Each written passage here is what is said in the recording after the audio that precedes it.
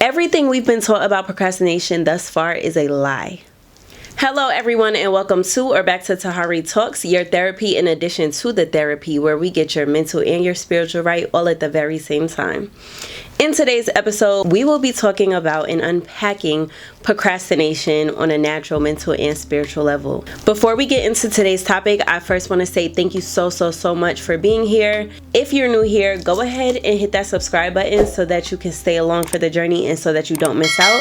I have uploads every single week on a new topic to help you just get your life together in one way or another. I really wanted to follow up the discipline episode with the procrastination episode because I feel like they go hand in hand. Once you get a hold of your discipline, then you can go into tackling procrastination, because let's be real, we all deal with it. I procrastinated making this very video that I'm sitting here recording and talking to you through. But would you believe me if I told you that procrastination was simply your mind doing exactly what it's wired to do? Everything we've been taught about procrastination thus far is a lie. Okay, maybe that's really dramatic. 90% of what we've been told about procrastination and its nature is a lie. And we're going to talk about the truth of what it really is and still how to conquer it so that it does not hold you down in accomplishing your goals and reaching your full potential in life.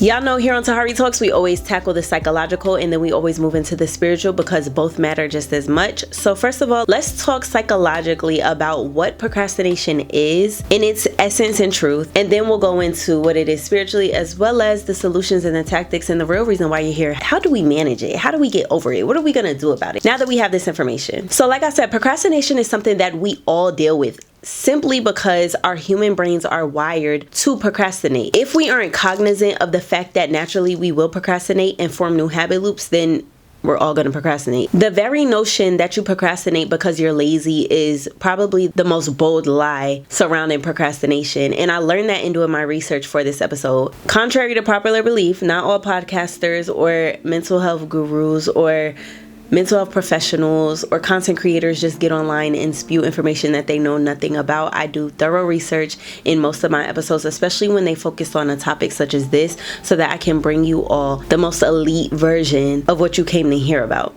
And so in doing that research, I learned that procrastination is a stress response.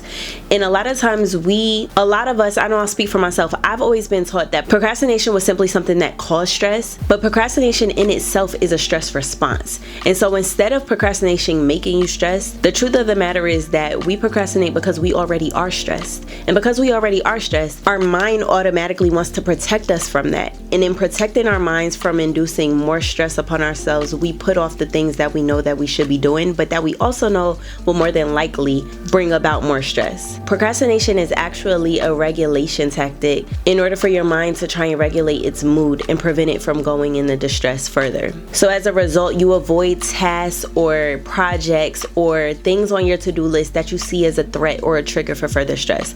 So you get home from a stressful day at work or a regular day at work where you've been dealing with people and it stressed you out, because that stresses a lot of people out. And then you know that you have this big exam at the end of the week and you need to study for it. But because you've already reached your capacity of stress for the day, you're not trying to bring about more stress. So it's not that you're procrastinating on studying for the exam because you're incompetent or because you're lazy or because you don't want to be successful. You're only doing it because your body does not want stress. Stress is not something that we welcome. So the behavior of not studying is avoidant. And the reward that you get immediately is the relief from not doing the task. But that reward is very temporary because we all know that the task is still going to be there waiting for us at the end of the day. So it's your mind's way of tricking you to believe that you've accomplished relief from not doing the task, but really you've only delayed the stress that will naturally occur because eventually you're going to have to face the task or not do it at all. The threat that you associate with doing tasks that you don't want to do could be that it's time consuming, it's challenging, and because it's challenging, it's something that makes you feel incapable. Your insecurities are brought out about this task, or maybe you struggle with perfectionism. The list goes on and on as to why we don't want to do the things that we put off doing. So as a way to avoid those tasks, we busy ourselves with minute things. We busy ourselves with the molehills because we don't want to conquer the mountain. In order to avoid stress on micro levels, we put off the tasks that we're looking the least forward to because we don't want to topple over the stress that we've already come to the start of the task with. I'm already at a level 95 and I only got 100 in me for the day. Why would I do something that's gonna take 20 more out of me and I don't have it to give? Thus we have procrastination. So you can go back and tell your teachers, your aunties, your uncles, your parents, all all of the times that they say you procrastinate and you are a procrastinator because you're lazy or you're incapable, it's a bull-faced lie. You're capable, but your body's doing what it's been wired to do. So a lot of times in response to editing the videos or doing the taxes or writing the report or writing the letter or having that hard conversation, we do other tasks that we can go into autopilot on instead. Like for me personally, I'm good for stress cleaning. I'll know that I have to edit, I need to film, I need to do something for my children, I need to schedule appointments, make certain phone calls that I really don't want to have to deal with. Or I may have just come out of a tough interaction even with my husband. I know that I need to have a conversation where we debrief it and really get into the truth of the matter. But to put those things off, I'll automatically go to stress cleaning because that's something that takes minimal effort. I don't have to think about it. It's accomplishing something, not accomplishing the thing that I would like to accomplish, but it's doing something to busy my mind and to relieve stress rather than induce it. A lot of people procrastinate because they are perfectionists and they want everything to look exactly how they want to in their minds. And knowing that and learning that made me rethink the way that I put off tasks. It made me think of it in a whole different light. All this time I've been thinking that I put those things off because I'm lazy, when really it's because I have this vision of how I want things to go in my mind that is so type A, and because I fear that I won't be able to get it in tip-top shape, then I just rather not do it at all. You get stuck in a state of analysis paralysis where you think about that thing so much and you think about what could go wrong and the what ifs and how it will possibly stress you out that you just don't do anything at all. It's not that you don't care, it's that you care too much. It's not that you're not capable, it's that you're an overachiever and you're going to avoid doing it altogether before you do it and not do it right, or produce something that you're not proud of that you have to attach your name to. People who struggle with procrastination also typically struggle with anxiety and depression. What a surprise there. They also usually struggle with feelings of shame. And knowing the true nature of what procrastination is, that comes as no surprise, because if you feel anxious about a thing, that typically means that you've come up with the worst case scenario in your mind. If you struggle with depression, that usually means that you deal with feelings of being incompetent or feelings of insecurity or feelings of self-doubt. And those all tie into the idea that I'm going to put off this task for as long as I can because in my mind it's going to bring feelings of negativity that ultimately I want to and need to avoid in order to be my best self. So what are we going to do, friends? We are going to procrastinate. You guessed it. Another type of person that is usually susceptible to procrastination to greater extents than the average person is people that deal with low self-esteem or trouble regulating their emotions. Because procrastination is your mind's way of regulating your mood, if you struggle with regulating your emotions as a whole, then chances are you're gonna procrastinate more than your average person because it's your body's way of self-regulation. You're trying to avoid the feelings of dread, avoid the feelings of insecurity, avoid the feelings of incompetence, and so you're stuck in this habit loop of rumination of negativity, rumination of negative thoughts, of feelings like I won't be able to accomplish this task, and we put it off altogether. Now that we have a clear understanding of what procrastination is on a psychological level, let's apply it in the natural to some real life examples. We've all either heard the phrase or told ourselves the lie that I work better under pressure. That's another lie that either we've been told or that we've lied to ourselves and said. You don't work better under pressure. You've simply forced yourself into an ultimatum where you have to decide, is anxiety going to push me to deliver, or is anxiety going to push me to a point where I bow out and I don't accomplish the task at all? But because procrastination usually lands on people who are high achievers and who are perfectionists and who want to do good things, chances are you're not going to let that deadline come and pass with you not accomplishing the task. So you fall on the side where you tell yourself, oh, I work better under pressure, and anxiety is really just riding your back until you push out the task or produce the content or produce the report or produce the work in the nick of time, because the only alternative was missing the deadline altogether and you're not even that grow.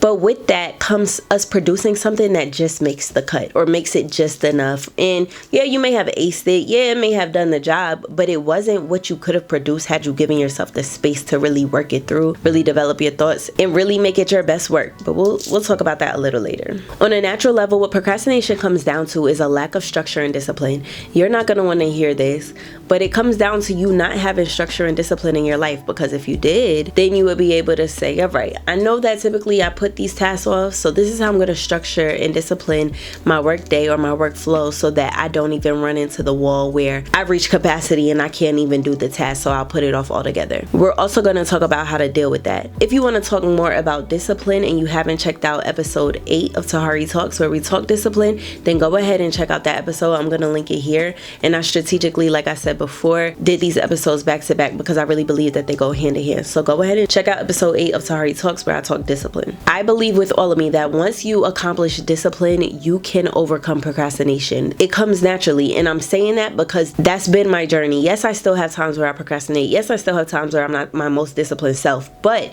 the moment that I established discipline in my life, overcoming procrastination came right after. Speaking of self, in college, I always used to tell myself the lie that if I pulled the all-nighters and I wrote the paper last minute before it was due on Blackboard the next day, I'm aging myself by talking about Blackboard, but that's what we used and that's what I did. I would pull an all-nighter like, oh yeah, I work good under pressure. I could go to the club and then get home and then not worry about it and do it last minute, or I could put it off all week or for a month knowing that it was coming up and not do anything with it because I work better under pressure. And again, it made the A's, it kept the scholarship, it did the job. But now looking back, now being at this big age and knowing what I know now, if I had done a paragraph here or a page there throughout the week and took my time and really developed my thoughts, who knows what I would have been able to produce. And a lot of people may hear that and be like, why does it matter? Like, you made the cut. But the amount of stress that I would have avoided had I properly paced myself, had I properly scheduled things, I would have had less wrinkles in my forehead probably by now. You see that? That's from all the all-nighters and stressing myself out,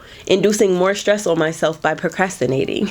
I could have given myself the gift of less stress, more time freedom, but when you're in your late teens or early 20s, that's the last thing on your mind. Hopefully there's some of my young girlies that are watching this and they're able to avoid those levels of stress because you're applying the things that we're talking about in this video. Now that we've talked about some natural examples, let's talk about procrastination as it relates to the spiritual, baby. Let's get into it. Let's really talk about it. The first thing I want to challenge you on as it relates to spirituality and procrastination is being mindful of the way that you speak about yourself and the way that you attach yourself to things that you know you don't want to be in covenant with. A lot of times we say things like, I am a procrastinator, not realizing that I am are two of the most powerful words that you can conjoin together to form a statement, especially about who you are. Stop coming into agreement with identities that you don't want attached to you. Instead of saying I am a procrastinator, you can say something like I struggle with procrastination, or I'm overcoming procrastination, even better. But stop saying I am a procrastinator. You're not a procrastinator. You're somebody who struggles with natural things and you're working on it because you're watching this video. You're here. You're curious about how to overcome the idiosyncrasy. So stop coming into agreement with it. Stop that, please. I also want my listeners to be mindful that our procrastination is literally an insult to God. You know, on a spiritual level, what God has been nudging you on, nudging you to do, showing you clear as day in your dreams, showing you through people, delivering you messages and confirmation back to back. You know the things that He's been impressing upon you to do. You even know down to the steps of what you need to do. I even mentioned this in a discipline video. What we need to do to get to where we need to be is not a mystery. You continuing to wake up every day knowing that you need to do certain things and not doing it just because you're being stubborn and disobedient is an insult to God. Yes, procrastination comes as a result of our brains being wired as imperfect humans. However, that doesn't give us an excuse to continue operating in procrastination. A lot of times as a parent, my biggest revelations from God, my biggest downloads from God come in me dealing with my children. So I'm going to form out an analogy that came to me when I was studying for this topic. And if you're not a parent, then just think in the form of the caretaker role, somebody that you love, a little person that you really love, a niece, a nephew, a god kid, a cousin, whatever. But imagine that you have this small human, this young human that you care for and love so much. They have no idea how much you love them. And in your mind, you know that at the end of the week, you want to take them to get this treat, to get ice cream, to go to their favorite store, to go to their favorite restaurant. And when you take them to this place, you have every intention on letting them ball out, letting them get whatever they want, laying it out, having a whole exciting time. On the car ride there, you're going to listen to their favorite songs. When they get there, they can have whatever they want. It's going to be a great time. They don't even know the extent to which you plan to lay it out for them. All they know is that you have something that you want to do for them. But the only implication for them to receive this reward is for them to handle their business, show up to school throughout the week, keep your room clean, do your homework, the bare minimum. You knowing that you have this plan at the end of the week for them, just want them to do what they have to do. On the flip side to that, this small human wakes up late every morning. They refuse to brush their teeth. Getting them in the bath is a struggle. They don't want to go to school. They're not doing their work. The room looks a mess. And you're literally looking at them like, do you not understand? You don't even understand what I have planned for you, what I have in store for you, what I have ready for you to walk into and not have to do anything to get it, but to follow out these small tasks of the bare minimum. All things that you're capable of, all things that you're able to do. All you have to do is walk those things out and I have it here waiting for you. But you won't even do the bare minimum. You won't even get up on time. You won't even brush your teeth. You're fighting me on the little things. That is how I envision God's frustration on a small scale, because I'm sure it has to be bigger than that. But his frustration with us, his children, in lacking to do the little things so that we can get to our promises. And he shows us a very small glimpse of what he has for us. He doesn't even give us the full view, but you know that he has it for you, and you know that you need to follow these steps in order to get there, but you refuse to because procrastination got you in a chokehold so bad. And again, it's not an issue of capability. You know they're capable, or else you wouldn't be asking them to do it. You're not going to ask a 4-year-old child to do algebra level homework in order to get the treat. You're asking them to do the homework based on the lessons that they've learned, based on what they're capable of doing. God is not requiring anything of us that we're incapable of doing. It's simply a matter of, are we willing to do the work? Are we willing to take the steps? Are we willing to go through the wilderness seasons of cultivating discipline and overcoming procrastination in order to get to the promise? Or are we going to stay stuck in our ways and stay stuck in the habit loops that are keeping us where we are? Going back to the small child or caregiver analogy, not only do you know that this child is capable of doing what they need to do, you also know that they are well equipped. The toothbrush is in the bathroom, the toothpaste is there, is fully stocked, the soap is there. They literally have everything that they need. The school supplies are there for them to do their homework. Every need that they have is supplied in order for them to do what you're asking them to do. They may say, oh, well, I need some ice cream to be motivated. I need some ice cream to not procrastinate. And you know that you have that for them in the promised land, but what they need right now is that toothbrush and that toothpaste. That's all you ask them to do, brush your teeth. What they need right now is that pencil and that paper to do the homework. What they need right now is the soap and the washcloth to wash that stinking behind and get to school on time. And that goes back to what I say in every single episode. We always have everything that we need to accomplish what we need to accomplish in the season that we're in. Again, it's a matter of, are we going to use what we have to get to where we're going, or are we going to continue to use excuses to stay stuck? We have to get out of our own ways, and by overcoming procrastination, that's another step closer to getting out of your own way and moving forward to pursue the promises that God has for you. Another point that I really want to emphasize is that a lot of times we can get caught up in arrogance when we know that we're chosen to do a certain thing and to carry out a certain will in the earth that God has charged us with. And so we'll say, I know that God is waiting for me to do this, that, and the third. And we can get comfortable in that and confident in that because we realize how gracious God is, and we know how consistent he is, and we know how strategic he is in knowing that if he chose us for something, he chose us for a reason, and he really wants us to do it. He's going to be patient enough to see that we carry it out. But sometimes that can lead to an arrogance in thinking that God is going to wait indefinitely. And one thing about God, just as sure as he's consistent and omnipotent and his words are yea and amen, he is going to make sure that the things that he wants done in the earth and birthed in the earth are carried out. And if you're taking too long to do it and you're not on top of what you need to be on top of, he's going to move to the next vessel who is willing and ready to carry it out, because it's going to be birthed in the earth. It's just a matter of, are you going to step up to the plate and do it when he calls you to do it? Or are you going to make it a fight, make him chase you, go through more wilderness than you have to, because he's going to show you the lessons. He's going to get you to learn the lessons that you need to learn. And while you're doing that, he's going to move forward and make sure that whatever he wants carried out is carried out. Don't be so arrogant in thinking that God will continue to wait for you to get right and continue to wait for you to be ready to get out of your own way and do the thing and say the word and get the training and develop the character traits that you need to develop. Don't miss out on your promise. Be in position. Get out of your own way and form new habits so that when the door opens, you're ready to walk into it. And not only are you ready to walk into the door, but you're equipped with everything that you need to continue to move forward into the next door and the next door. And you don't have to go back, and you don't have to relearn the same things that you've been learning in the previous seasons. Miss Mamas or Mr. Man, heaven will not be held up waiting for you. That's for sure. I also want y'all to keep in mind that rumination and cycles are the enemy's playground. He wants nothing more than for you to continue to stay in this loop of not following out your purpose, in this loop of unproductivity, in this loop of staying in this negative mental space, in this loop of thinking over the mistakes that you've made and the reasons why you're inadequate and the reasons why you should be insecure and not feel like you're worthy of love and worthy of the things that you're going after. We talked about this in previous Tahari Talks episodes as well, but you're no threat to the enemy when you're stuck in your cycles. You're no threat to the enemy when you're stuck in this habit loop of procrastination. The real threat occurs when you shake yourself out of the shackles shackles of the cycle and pursue purpose. Baby, put that on a t-shirt, because yeah, that part right there. And so keep those things in mind when you're navigating overcoming procrastination, because I believe that you will, and I know that you will, simply because you've came and you're still watching this video.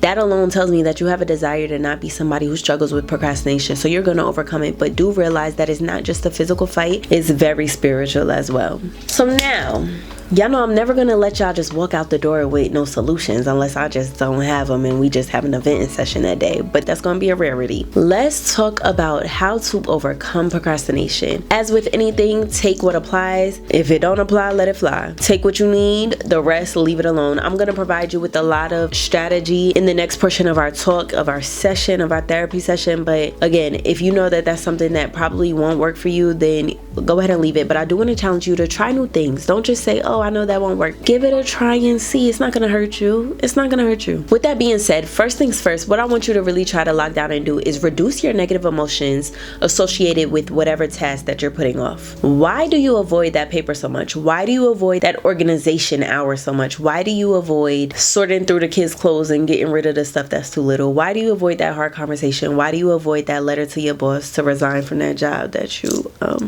no longer want to be at? What is it that you're putting off, and what are the negative emotions attached to it? What does it bring up for you? Why are you running from feeling and experiencing those emotions? When you know the root, you're able to really deal with it and understand, okay, I'm avoiding this because this is triggering something in me from a place where I don't really want to revisit, and that's why I'm putting it off, because I don't want to feel those emotions again. And going hand in hand, I want you to uncover the patterns of your procrastination.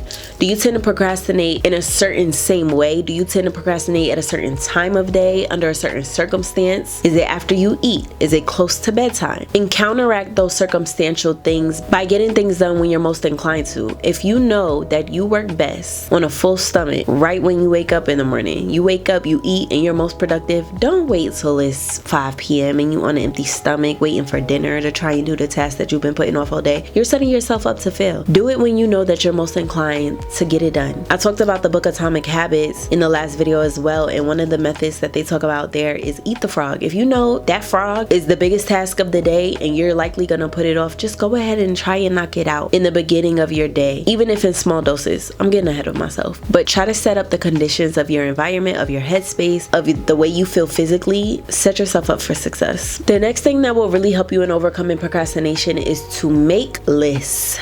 When I say I live by lists, if y'all looked at my notes app right now, you would see the many lists that I have on my phone. A lot of times our brain is so cluttered with the steps of the matter that we can't focus on the meat of what we're trying to accomplish or do, because we're too busy focusing on the logistics of what we have, or that to-do list that we're trying to keep track of in our brain, and it's not even meant for it to stay in our brain. Write it down on post-it notes, a dry erase board, a calendar, a planner, your phone, your watch, whatever works for you. Write it down. You can focus a lot more on the substance of what you're trying to accomplish when you don't have to think so much about the structure of it. When I say I live by that, the other day I had to film some content on set for a company, and I also had to film at home. I felt myself getting anxious because I was under a strict time restraint. I had my son with me. I had to pick my daughter up at a certain time. Like, it was a lot going on. Baby, don't you know I opened up my notes app and made a list down to do your edges, put your lashes on, go get the camera, put the camera on the tripod, film, grab the cash, dress your son, leave out the door to go film. And I was talking to a friend, and she was saying that she was having this conversation with her therapist as well. And she was like, I just feel crazy for needing a list for every little thing, or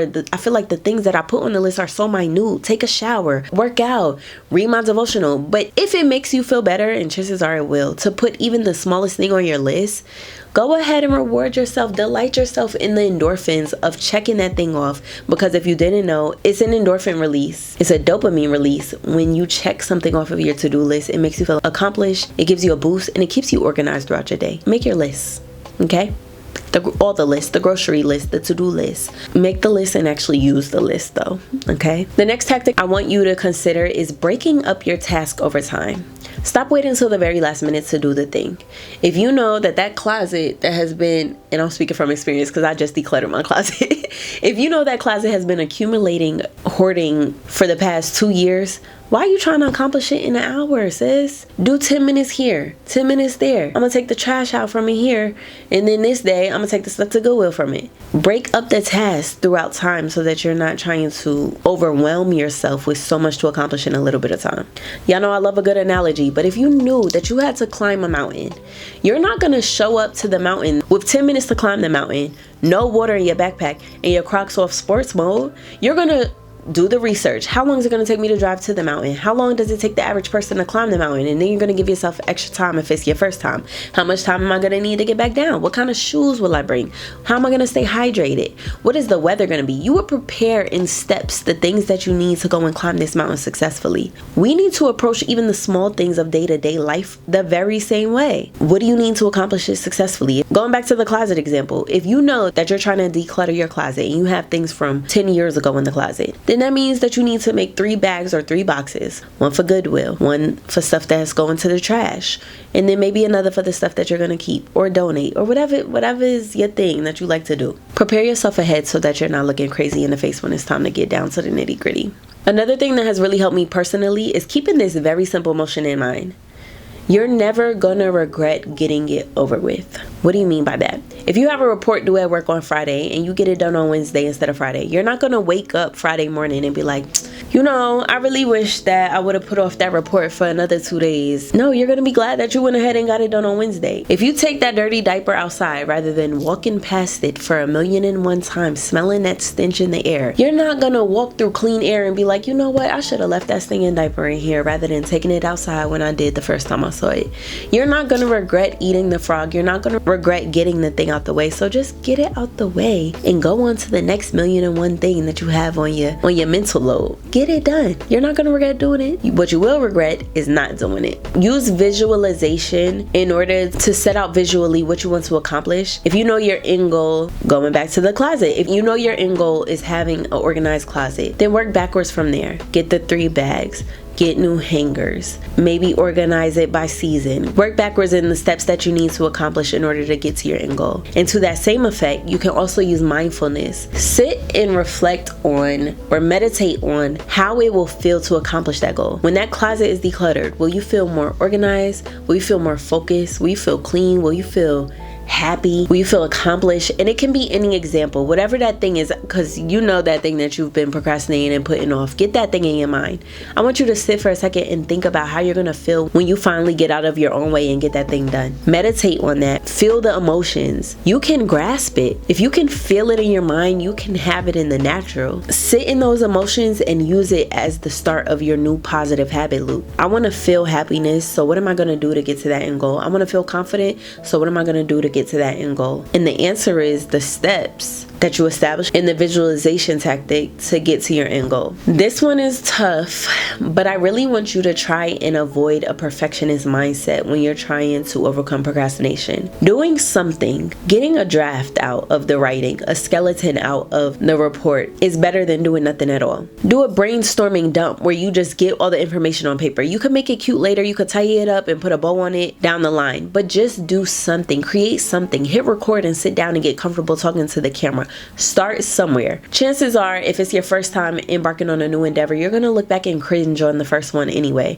Your first tennis game, your first reel, your first YouTube video, your first writing, your first presentation at the job. You're gonna cringe on it anyway. So just get it out the way. And who knows, you could be going into it with the mindset that is going to be the worst you ever done, but it could really be the best you ever done. You won't know if you don't do anything at all. Start with something and then fine tune it from there. There will never be a perfect moment, and for you to tell yourself the lie that you are waiting for that perfect moment to come, you're doing yourself a disservice because you're gonna be waiting forever. Next, we talked about this a little bit in the last episode on discipline, but eliminate distractions from your environment. That may look like you having to delete certain apps off of your phone or using apps so that you can't access certain social media apps off of your phone. Remove the distractions from your environment so that you can focus in on what you need to accomplish. Brown noise may work best for you. White noise, lo-fi, classical music, jazz, whatever you need to work and focus in, you do that. Set yourself up to win. Nobody else is gonna do it for you. That's for you to do. There's also a method called the 5 or 10 minute rule. Some people like to use the 5-minute version. Some people like the 10-minute version. But it's the theory that once you do something for 5 or 10 minutes and really commit to either time segment,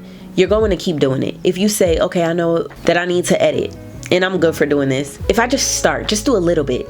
I'll look up and I end up finishing the whole video, because once you get into it and your brain is like, okay, I'm sitting down, I'm focused on this task, you want to see the fruit of finishing that thing. So chances are you're not just going to stop after the 5 minutes. And even if you do stop after the 5 or 10 minutes, you got 5 or 10 minutes worth of it out the way and you've still accomplished something. So you really can't lose with that tactic. Give it a try. And last but not least, this is probably my favorite one. It might be the foodie in me, but reward yourself for your accomplishments. And it doesn't have to be food rewards, but personally, I'm gonna get this Chick-fil-A cookie, and after I get these kids in the bed, and after I finish working and writing and sending emails and doing all the things, I'm gonna go downstairs, take that cookie off of the top of the fridge and enjoy it in solitude, because I work for this cookie. And if I'm feeling fancy, I might have a glass of wine with it and have adult cookies and milk. Whatever your reward looks like, I'm going to take myself shopping after this week of sticking to my budget. Reward yourself for your accomplishments. You earned it. You deserve it. And not only that, but it tricks your brain. It's not even tricking your brain, but you know you want the reward. So you're going to do the task in order to get to the reward. Just like that kid that wants to get to the ice cream date at the end of the week. You're going to get your act together because you know that you want that reward. I really hope that all that's been said so far in this video has been helpful to you. Go ahead and give this video a big thumbs up if so. Y'all know I don't like to leave our time together without a quick prayer, so we're going to get right into that. Go ahead and bow your head, close your eyes. Let's pray. God, I thank you for every single person on the other side of this screen. I thank you for their viewership. I thank you for the time that we have spent here together. God, I ask that you will help them in overcoming the spirit of procrastination. Help them to come out of agreement with identifying as a procrastinator and into agreement with everything that you say about them. Help them to see themselves as you see them and to align themselves with the identities that will push them into their purpose. Help them to manage their stress and their triggers. Help them to manage the anxiety that may try to come up against them. Help them to manage the depression that may come against them. Help them to locate the resources around them that will help them in overcoming in the areas where they are currently struggling. Guide them in doing the work to undo the systems that are no longer serving them and into forming the habit loops that will produce their promised land. God, I ask that you would give them a fresh wind of devotion in the areas of their dreams. Give them a fresh dedication to it, a fresh motivation for it, a fresh discipline for it, and one that lasts, one that is not yielding, and one that is not flimsy but is ever enduring because it's backed by you. God, continue to keep your hand over them, their families, and all of their endeavors. And it is in your name we do pray. Amen. Well, that sums up episode 9 of Tahari Talks. I really do hope that you enjoyed and were able to take something valuable from our time together. As always, don't just listen, but apply what we talked about during this time. Share it with a friend that you know could use it. Go ahead and drop it in the group chats. Share it on your social media feeds, all the things. And I do appreciate you in advance for doing so. If you haven't yet, I don't know what you're waiting for. Go ahead and hit that subscribe button as well as the notification bell so that you don't miss out on any episodes. Let's chat in the comments about what we talked about today. I love hearing you all's feedback. I love hearing that I'm in your business. I love hearing that it's confirmation, because that reminds me that the work being done here is directly from God to me to you, so that we can all get better. I know that God doesn't take me through the things that I go through for me, but also for the people that I will reach. In the next episode of Tahari Talks, episode 10, we'll be jumping out of the more structural talks and going back to more of a heart-to-heart and talking about friendship breakups. So again, go ahead and subscribe so that you don't miss out on that episode. It's gonna be a great one. That's all for now, and it won't be long before I see you again. Thank you so much for tuning in, and I will see you in the next episode. Later. Another episode. Another episode is in the bag. Another episode. Episode 9. That's a wrap. That's a wrap. Hey, that's a wrap. That's a wrap. Y'all feeling the new Tahari Talks chair? Let me know in the comments below. We vibing, we chilling. Next episode, we're really getting into some things. So don't be surprised if y'all see me. Just meet me here. That's all I gotta say.